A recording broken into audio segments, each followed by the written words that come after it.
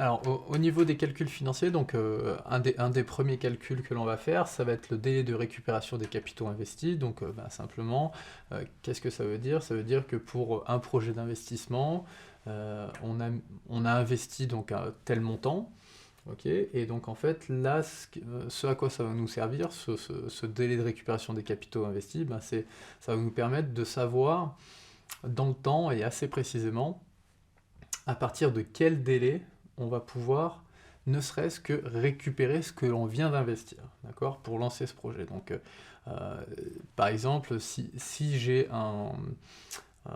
si j'ai un projet d'investissement sur 5 ans, et que suite au calcul de mon délai de récupération des capitaux investis, j'ai un délai qui me donne 6 ans, vous voyez que finalement le projet n'est pas très rentable parce que même à la fin de ce projet d'investissement, j'ai toujours pas récupéré les capitaux que je viens d'investir. Alors, si je n'ai pas récupéré les capitaux que je viens d'investir, évidemment, j'ai encore moins dégagé de bénéfices sur ce projet d'investissement, et bien au contraire, il m'a coûté de l'argent en fait finalement. Donc c'est pour ça que l'on vient calculer en tout premier ce délai de récupération des capitaux investis. Et donc comment on fait? Simplement on s'appuie sur le tableau des flux nets de trésorerie. Ce qu'on va faire, c'est que donc, la dernière ligne donc, des flux nets de trésorerie, on va en créer une autre pour faire un cumul des flux nets de trésorerie. Ce cumul donc, nous donne un certain montant, et en fait ce que l'on va regarder, c'est à partir de quelle année le montant est supérieur aux capitaux investis. D'accord? Donc là, par exemple, sur l'exemple qu'on vous a donné théorique au niveau du cours, vous voyez que j'ai un investissement de 15 000 euros. Ok. Et moi, le cumul de mes flux nets de trésorerie, eh bien, la quatrième année, donc à la fin de la quatrième année, j'arrive à 16 000 euros. Ok. Donc ça veut dire qu'à la fin de la quatrième année, ça y est, j'ai récupéré mon capital et en plus de ça, j'ai gagné 1000 euros. Mais ce qu'on veut savoir, c'est quand, quel jour exactement. Eh bien, pour savoir quel jour exactement, ça, on vous a donné la formule dans le cours théorique. Et donc, là, ce que l'on voit, c'est que ça nous donne 3 ans et 9 mois. Donc, vous voyez, sur un projet de 5 ans, et ben, au bout de 3 ans et 9 mois, on a récupéré les capitaux qu'on a investis pour ce projet-là initialement. Et donc, ce qui voudra dire qu'il nous reste 1 an et 3 mois euh, où on va pouvoir produire des bénéfices via cet investissement. Alors maintenant, on va passer donc à la valeur actuelle nette.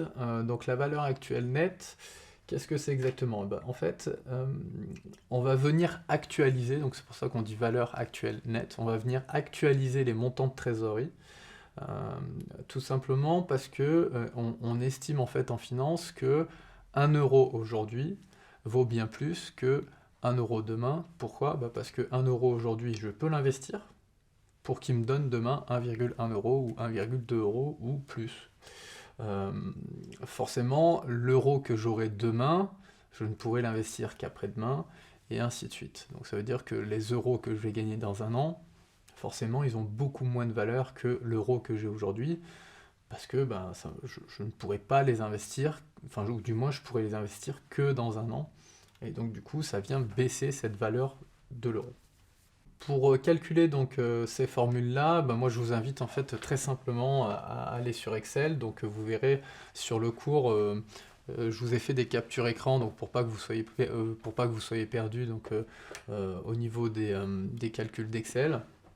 Donc simplement vous allez sur la barre de recherche des formules, vous tapez VAN et vous allez avoir directement votre panneau qui s'affiche, et là vous remplacez les valeurs que j'ai pu vous donner sur le cours théorique.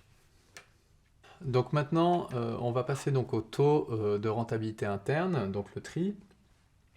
Alors lui, en fait, le TRI, euh, il ressemble un petit peu, si vous voulez, à la vanne, mais il fonctionne un petit peu à l'inverse. C'est-à-dire que là, le but du TRI, c'est de savoir quel est le taux d'actualisation, d'accord, exact, qui me permet d'avoir une valeur actuelle nette à 0. Donc ça veut dire qu'il me permet en fait d'être rentable. Donc là, encore une fois, les méthodes de calcul, elles sont données en cours théorique et je vous ai donné donc des captures écran d'Excel pour aussi vous faciliter la tâche donc sur ce calcul-là de ratio.